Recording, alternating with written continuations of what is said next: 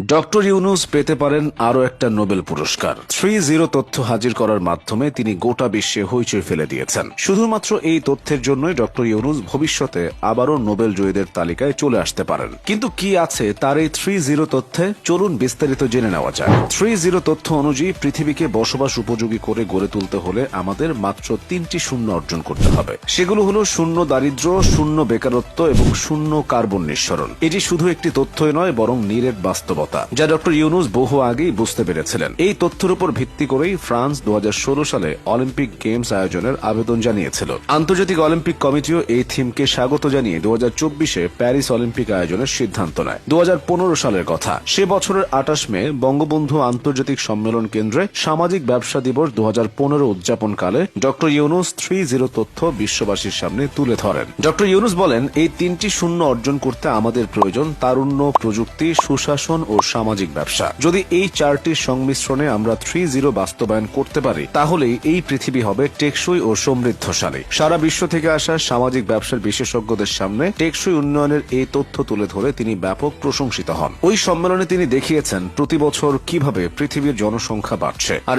এই মানুষগুলো এখন পৃথিবীর সম্পদ। অতিরিক্ত এই জনসংখ্যাকে তারুণ্য শক্তিতে রূপ দেওয়ার কথা বলেছেন ডক্টর ইউনুস। প্রতিনিয়ত ব্যাপক হারে যে বেকারত্বের সংখ্যা বৃদ্ধি পাচ্ছে তা পৃথিবীর জন্য বড়